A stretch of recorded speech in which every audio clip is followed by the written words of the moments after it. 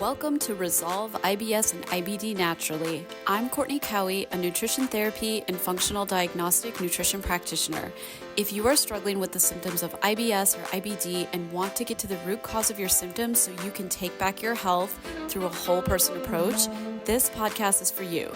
Just a disclaimer that the information I'm presenting in this podcast is for educational purposes only and should not be taken as medical advice. You should always consult a qualified practitioner before making any changes to your health or medical regimen. That being said, let's get on with the show. So in today's episode, I want to address the question of why am I so bloated all the time? I actually find bloating is hands down one of the most common symptoms my clients deal with. And I definitely know it was part of my own struggle with IBS-D and colitis. In fact, when I think back to the earliest memories I have of having gut issues, I remember coming home from elementary school, like late elementary school, and several times a week having to lay down on the couch or on my bed and put a pillow under my stomach to try to relieve the pressure and discomfort I was feeling from the bloating. And typically for me, it was worse at the end of the day. So kind of the end of the school day, I'd walk home and be dealing with it to a certain extent and then have to lay down and put that pressure. 20, 30 minutes of pressure on my tummy really seemed to help. And I would get up and I'd go about my day. But back then I sort of normalized that as something just particular to me. And I think my parents did as well. However, now that I've come full circle and obviously grown into an adult, gotten a lot of training around gut health and gut symptoms, I can see looking back that those were signs early on of digestive dysfunction and also foreshadowing some of the gut issues I had later in my life. So just know that this is a very, very common thing a lot of people deal with, whether they're on the diarrhea or the constipation end of the spectrum or alternating between the two, or they might even be having fairly normal bowel movements or more so normal bowel movements, but still dealing with some degree of bloating and discomfort. And I've actually had a lot of my female clients tell me that it's so bad they feel like they look like they're 4 months pregnant, or that even other people have commented that they are expecting or asked the question, are you expecting? Which really can be an emotionally painful thing when you're walking around feeling it yourself, but then also noticing that other people are noticing it as well. It just makes it a deeper level of, painful issue from that perspective. There are also people, though, I've noticed, and this might be a little bit more true for my diarrhea-prone clients, that are having some degree of bloating, but because they're more on the end of the spectrum where they're going to the bathroom more often, there isn't as much this like visceral sense of gas buildup and actual like feeling as though the abdomen is getting distended and looking as physically bloated if they were to look at themselves in the mirror sideways.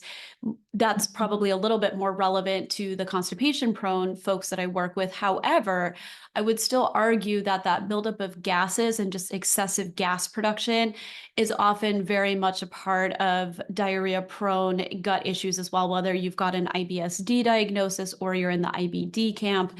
I just find that this is a pretty common thing. And often when those folks are actually having bowel movements, they'll express that they feel there's a lot of gas, a lot of excessive gas that's getting expelled at that moment in time as well. So I've actually found that as I work with people and they get results and they see better gut function, they'll actually tell me that they didn't realize how bloated they were until they started to see improvement in their gut. And I know this was something I experienced as well. So it just goes to show that we can be dealing with symptoms for a very long time, and the brain sort of adjusts and we normalize those things, not recognizing that they actually are as much of a problem as they are. And I find that bloating, as ubiquitous as it is, and all of the clients I work with, can be something that gets normalized. And sometimes people even lose sight of the fact that it is a big part of the gut struggle that they're dealing with. So I want to kind of touch on some of the root causes of bloating, just the very specific things I see time and time again, whether it's looking at functional stool testing that I help clients run, or just in terms of how they present and the other subjective clues I use to kind of put the pieces of the puzzle together and help them. And one of the common underlying root cause factors I see time and time again below the surface level symptom of bloating is digestive weakness. And this almost always will manifest as bloating that shows up as getting worse and worse the more the day goes on, right? So majority of the people I work with will tell me that they feel bloated all the time. Yet if we dig a little deeper, they're actually able to notice that as the day goes on, typically it gets worse. And this was true for me too. And part of the reason why this tends to happen for people is that as they're eating their meals over the course of the day, that's more and more food going through the digestive system. To the extent that the body isn't able to properly digest this food, it becomes substrate to feed the bacteria that are often at play in fermenting these foods and creating those gases that lead to the bloating symptoms. So, to the extent we can't break our food down properly, it will go into the intestines, not completely digested, and then that will tend to feed the bacteria living in our gut to basically have a party, ferment these foods, and then produce these gases in excess, which then lead to the physical distension symptoms that a lot of my clients experience, or the discomfort and the pressure that they feel where it's like they have to lay down, they have to use a heating pad, they might even have to put more comfortable pants on that have like a stretchy waistband. So when I say digestive dysfunction or digestive weakness, what am I talking about? So this is the spiel that I give to a lot of prospective clients when I do an initial consult with them, because I really feel it's important for them to get somewhat of a handle on the process of digestion, understand that for themselves, so that they can really start to think about root cause factors driving their gut symptoms. And so the spiel I give is that we've basically got these upper digestive organs that all have to work well and they have to work together to break our food down properly. And so, just in a nutshell, to walk you through that process of upper digestion, first and foremost, we have the stomach, which is the first big organ that comes into play after we chew and swallow our food. The stomach's job is really to produce a substance called hydrochloric acid, which chemically helps to break down the food we eat. It specifically targets protein, so this would be mostly our animal-based foods, to help chemically break that down. And then the stomach does actually have a churn motion too, where it's going to mechanically kind of churn the food around, get it broken down as it's working on it with acid. Now, in a healthy stomach, ideally, we do want to see that acid come down to like a pH of between 1 and 2, so pretty acidic. This really helps to kind of break it down, cleave minerals, especially from the foods we eat, but other vitamins as well. We get a lot of vitamin B12 just from the action of stomach acid breaking down foods that contain vitamin B12. So it's not uncommon in my population of folks I work with that if they've gotten blood work done, or sometimes, we'll elect to run some blood work together, and we see functionally low vitamin B12 levels, that makes me very suspicious of low stomach acid. If they've got other clues present, that might suggest that as well. And so stomach plays a very, very important role. It's kind of the first major organ in the process of digestion. Now, just to touch for a minute on, common microbial imbalances or just bad gut bugs I see that can impact stomach function, probably the number one thing I see across the board with a lot of clients I work with is some degree of Helicobacter pylori or H. pylori overgrowth. And I've touched on this in other podcast episodes, but I'll just kind of circle back and speak on this for a moment. Here, H. pylori is basically a bacteria that can take up residence in the gut, the stomach especially. Some degree of it being present is pretty common and normal across the population. But certainly, if we're seeing signs of GI distress, symptoms like low stomach acid, bloating, constipation, diarrhea, stomach discomfort, right? Like in the context of some degree of H. pylori, I would say showing up on a functional stool test, I would say that's indicating that we could have an overgrowth or an imbalance there that could be contributing to the lowering of stomach acid levels. And so one thing just to know about H. pylori is that it does thrive in a more alkaline stomach acid environment. So if we think about the pH scale, the lower the number, like 0 to 1 to 2, that's a more acidic environment. The higher the number, like a 7 or 8, is more alkaline. So in a healthy stomach, we do want to see that pH coming in at a lower number versus a higher number. in the population that's more susceptible to H. pylori overgrowth, we're often seeing the problem of too much alkalinity, not enough acidity. This provides the perfect environment for H. pylori to take up residence. And what can happen when it does overgrow is it will actually reduce the stomach's ability to produce its own healthy levels of acid. And therefore, it makes it hard to get the stomach down to an acidic enough level to break food down appropriately. And so sometimes part of the strategy of supporting good stomach function includes helping the client to eradicate some of this H. pylori overgrowth, clear that away so that we can actually start to support the stomach back to a healthy acid production level. So I just want to touch on that because sometimes it is the case that there's just not enough stomach acid getting produced for a number of reasons.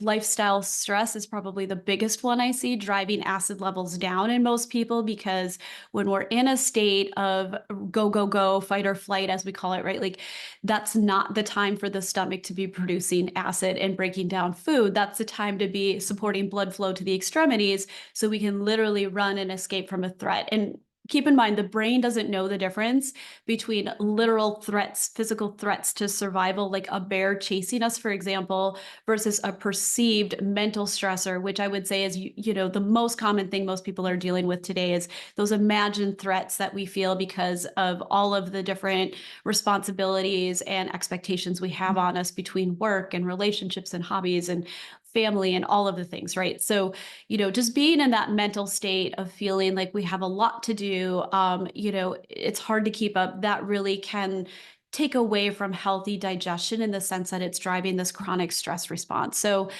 that's first and foremost. The second thing is that as we age, naturally, all of our digestive fluids, stomach acid included, will tend to drop because our body is just undergoing the aging process. We're not as primed to produce these things as we were at a younger place in our lives. So there can be multiple reasons why stomach acid levels drop, of course, right? So part of the work I do with clients is to, again, do a deep dive on what is going on using functional testing appropriately to get some data to really rule in, rule out certain things we might think might be going on. And then using that data to basically develop a plan that confirms what we believe is going on. So that's the stomach. Second in command is the pancreas, right? So we've got the stomach that kind of breaks down food via stomach acid.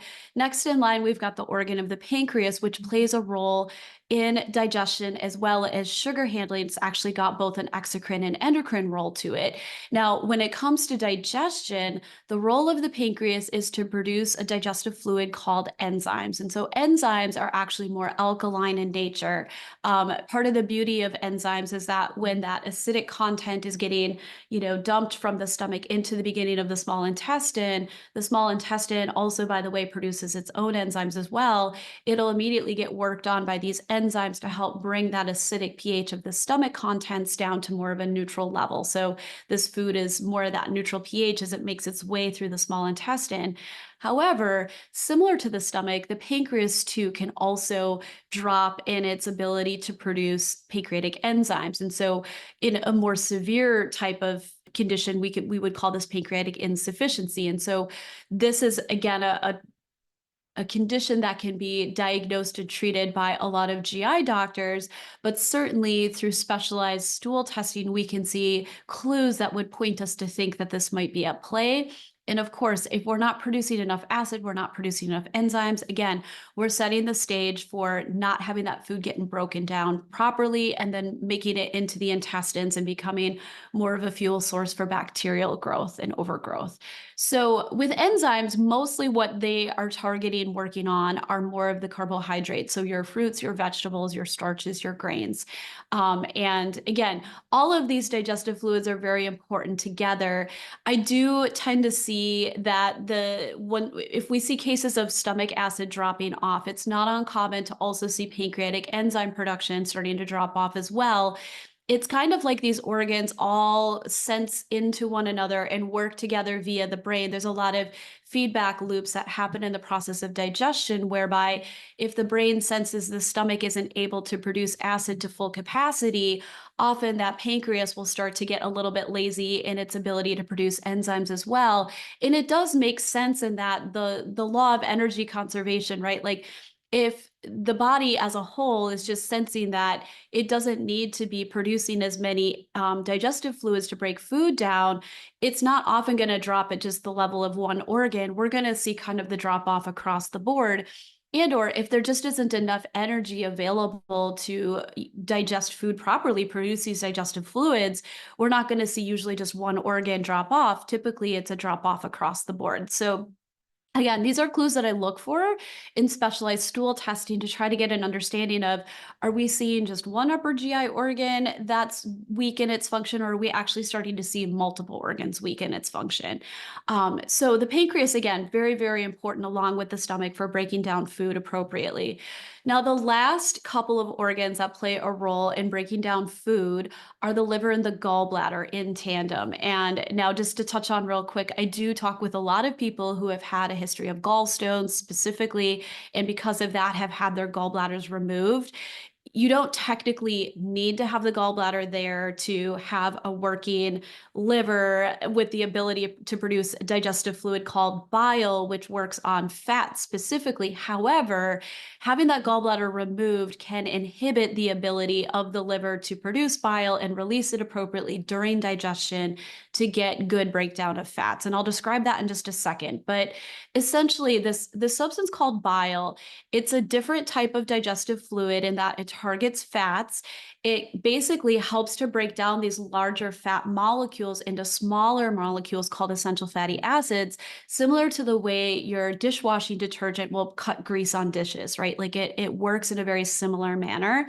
And, again, common problem I see is that at the level of the liver, sometimes it's just not producing enough bile to actually break down food appropriately, or there could be problems with the quality of bile where it's either sludgy or just not able to kind of do its job efficiently. And so, again, in extreme cases, we can actually see it get solidified and turn into stones that actually create inflammation in the gallbladder, which can lead to gallbladder attacks, right? And then in extreme cases, having the gallbladder removed. And so the essence, though, of that entire issue does go back to just bile quality. And then we have to sort of look deeper at, well, what caused bile quality to get so bad in the first place? Like, what were those factors leading to that? And I don't want to do a deep dive on that in today's episode. There are a lot of things that can cause bile quality to go downhill. However, that is the genesis of why often people will end up with gallstones, and then that could eventually lead to,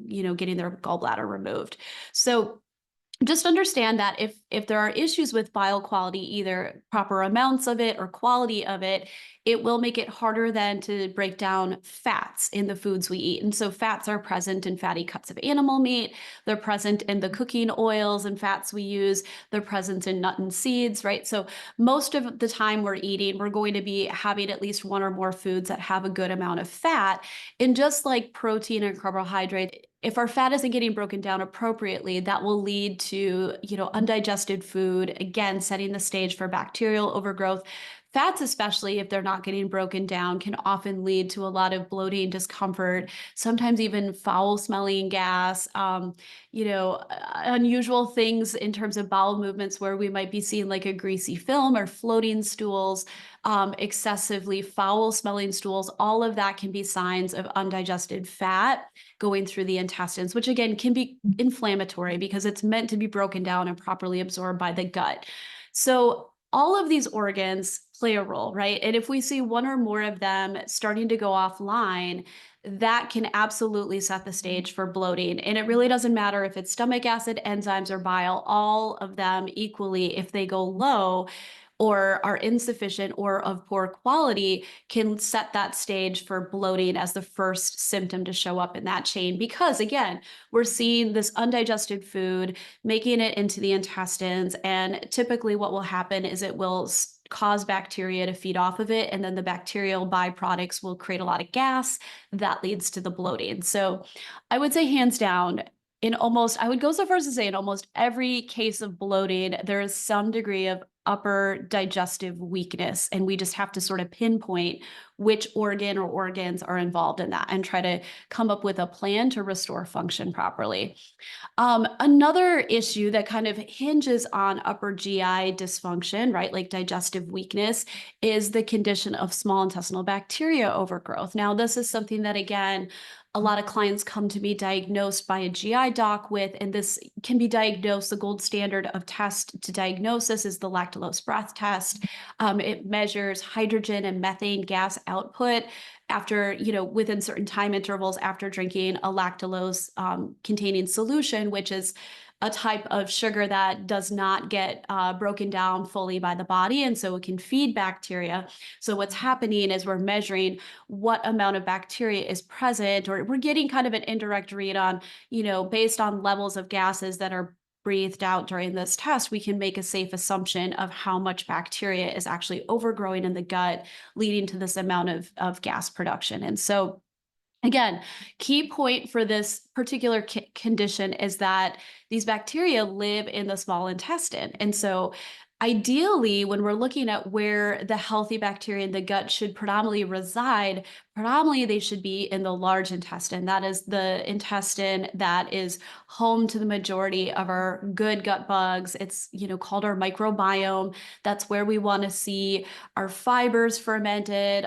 It's an area where a lot of vitamins can get produced if we've got a good amount of gut bugs living there. There's good balance. That is kind of the ideal scenario. Now, with the small intestine, what we're seeing in the condition of SIBO is that a lot of these good gut bugs that should normally be housed in the large intestine are actually residing in the small intestine instead. And so the problem that presents is not only that they're going to feed off of these food particles that are coming down from, the upper GI, not fully digested, having a party as this food is coming through because they can now eat and feed and proliferate, right? Which just perpetuates this problem of overgrowth. But as they're doing that, often what's happening is these bacteria are also stealing nutrients from the body because the small intestine is the organ of nutrient absorption. That's how our body actually gets food from the intestines to the cells of the body. And so if a lot of that is going to the bacteria for fuel and not getting captured by our own villi, which are the hair-like projections that are in the small intestine that kind of grab these food particles and bring them into the bloodstream, if food is getting stealed away from the body itself, this is not only going to lead to a lot of bloating and discomfort, but also to a lot of just lack of nutrition and just malabsorption issues. So, with conditions like SIBO, it's not uncommon to see secondarily a lot of low energy or chronic fatigue, sometimes even brain fog happening, blood sugar imbalances, or the inability to go 3 to 4 hours meal to meal, because to the extent we're not capturing all of that nutrition, it's causing blood sugar levels to drop, within an hour, 2 hours. And then that person's often feeling hungry again and needing to eat. And so every time this process of eating more and more frequently happens, food isn't getting broken down. That just feeds the bacteria overgrowing in the small intestine, creates more bloating, more symptoms, and just perpetuates this whole problem. So that's another common issue that can show up in the context of bloating and dry bloating. And I often see the two hand in hand, to be honest. Like, I often do see a picture of some degree of digestive weakness alongside some degree of small intestinal bacteria overgrowth, or a picture of that if we were to run a functional stool test. Now, the third thing that can cause bloating are intestinal parasites. And there's all kinds of them that can show up on, functional stool testing. But a lot of just the unwanted side effects or negative side effects of these bugs are things like bloating and nutrient malabsorption, sometimes constipation, sometimes diarrhea. They literally impact our ability to have solid digestion and will show up and manifest as overt digestive symptoms. There are some that don't, but by and large, I do find that a lot of parasites will impact digestive symptoms. If they're present, there's almost always going to be one or more digestive symptoms associated with it. And again, more so true in a person who has other things in combination, like low stomach acid, low pancreatic enzyme output, right? And just know too that all of these factors kind of relate. So, one thing just to circle back and touch on when it comes to stomach acid is it is also meant as our first line of defense against things like contamination from bacteria and parasites, right? Like robust stomach acid production should be knocking down these bugs before they actually make it into our systems and make us sick.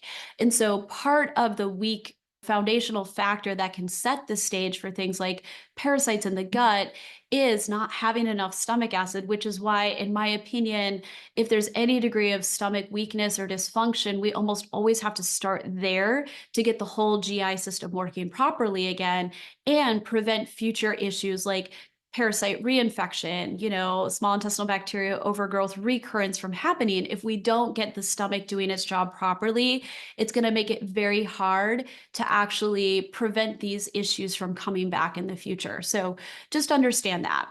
And then the fourth thing would be food sensitivities and or inflammatory foods in the diet. And again, I'm not a huge proponent of running food sensitivity testing on every single client. There is a time and place for it.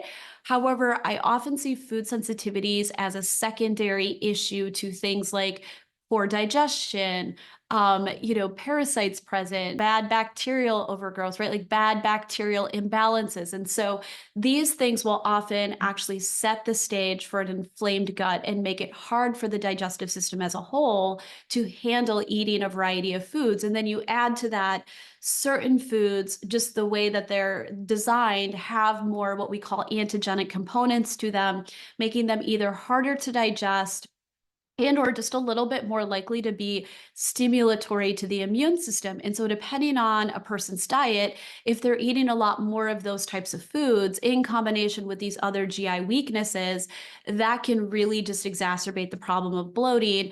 And now we can have this added element of immune activation happening because the person's developed these sensitivities to a lot of the foods they're eating. And so again, I'm not going to do a deep dive on the whole issue of food sensitivities. I did record a podcast episode earlier on this entire topic, and I will link it below in the show notes if this is something that interests you. I do find it very important to try to work with this element and address it. And I absolutely do that with all of the clients I work with, but I don't always take a testing based approach to it because I really want to be able to identify and address the deeper issues like the bad gut bugs or the digestive weakness that are setting the stage for the food sensitivities. And so I believe that using other tests to do that is a much better way of using our testing budget to get the data we need. And then we can work with food sensitivities from more of a nutrition therapeutic diet standpoint, which I find often works just as well, if not better, for the majority of people. So again, getting the foods right for the person at the time they're at, if they've got a really compromised gut, we absolutely do have to try to address and remove as many of the food triggers as possible. However, really getting deeper and looking at, well, what are the other problems and stressors causing some of this inflammation in the gut that's leading to these food triggers in the first place? That really is the key question that has to be answered as part of this process. Your struggles with bloating, constipation, and diarrhea keeping you home on Friday, Saturday nights, clicking through Netflix because you're dealing with stomach cramping?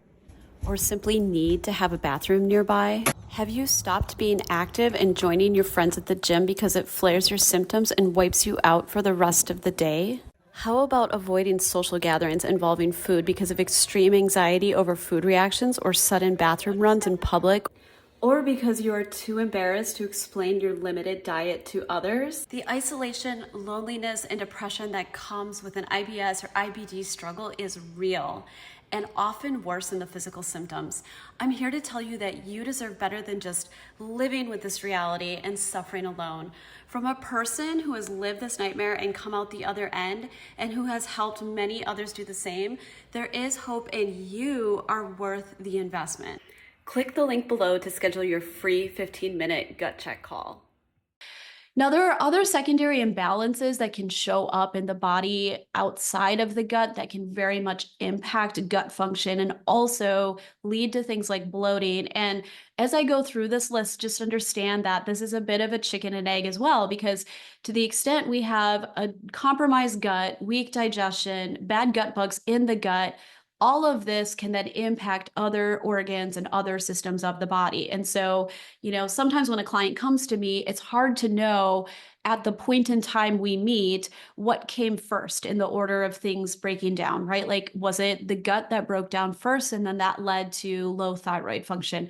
We don't always know. We don't always know the answer to that question. However, again, this is the beauty of using root cause testing. We can actually get some good data, at least get a very good understanding of where we're at the snapshot in time, and then try to pull all the threads that make sense to try to strengthen the body back to optimal function, whether that looks like helping to clear out some bad gut bugs, supporting digestion, removing toxins, supporting other organs of the body like the thyroid. All of that is possible, and we can do it in a very strategic and conscious way, right? So these other secondary imbalances that can impact things like bloating are things like low thyroid. And I did an entire episode on thyroid with my colleague Abby Vallejo, and I will again link that episode in the show notes below because it's an excellent deep dive on just thyroid, why it's so important, and how it can impact things like the gut as well as sex hormones. But just in a nutshell, thyroid, right? Typically, when we're seeing thyroid issues, we're seeing thyroid go low. It can actually go high and be hyperactive in the context of autoimmune disease. That can look like diagnoses like Graves, right? But typically we're seeing it go low. And when thyroid goes low, that means basically everything in the body gets down regulated. We see a more slowed down metabolic state, including digestion, right? Like digestion is not going to be working in its full optimal capacity if thyroid is not working at its full optimal capacity. So back to thinking about, stomach acid production, enzyme production, bile, all of that is going to be down regulated if the metabolism is down regulated, including things like gut motility and moving food through the intestines, right? So if we're not digesting our food because we don't have gas in the tank metabolically, and we can't actually move it through the intestines at an optimal rate from a motility standpoint, because we've got low thyroid function, of course, this will also set the stage for bloating because we're not breaking down our food. And it's, again, moving through the system at a slow enough rate that it's causing inflammation and, again, yielding a higher potential for bacterial fermentation. So there is that component as well. Toxin exposure is another one. And whether we're talking toxic mold exposure, biotoxin illness, like tick-borne illnesses, right? Chemical toxins, heavy metals, like the whole nine, all of these things can, first of all, take up a residence or lodge in the digestive organs and or the gut and or the sinuses, right? All these hollow spaces that can be easy places for these things to hide. They can, and again, the GI system itself is a hollow tube, right? So if we think about even just like, the sinus cavities and the gut, there's a lot of potential for things to kind of move back and forth. So if these things are hanging out in the gut, absolutely, they're going to be provoking the immune system. They're going to be inflammatory. They're going to be causing more imbalances just because of the fact that the body's aware that these stressors are present. And so it's not uncommon if someone's carrying an unusually high toxic burden to have bloating because, again, the immune system is going to be stimulated, their gut is going to be more inflamed. We could even argue things like Lyme and mold, especially, will really shut down and inhibit energy production in the cells, but just kind of systemically as well. And they can also be contributing factors to things like digestive weakness because now the body's energy is kind of getting consumed by these toxins that are disrupting how things work to their own advantage so they can thrive in the body. And so again, very, very common to see weak digestion in the context of toxic mold exposure as well as tick-borne illness. And so this, again, could be another just secondary component driving things like bloating. And then another one, and again, this does go back somewhat to the weak digestive component we spoke of initially, but just nutrient deficiencies that could impact cellular function, right? So we've got all these really important nutrient and mineral cofactors that help at the smallest level, at the cellular level, to make the engine of our body work. And to the extent that we aren't breaking our food down well, this is how we get these nutrients we need, right? Like they're in whole foods that we eat.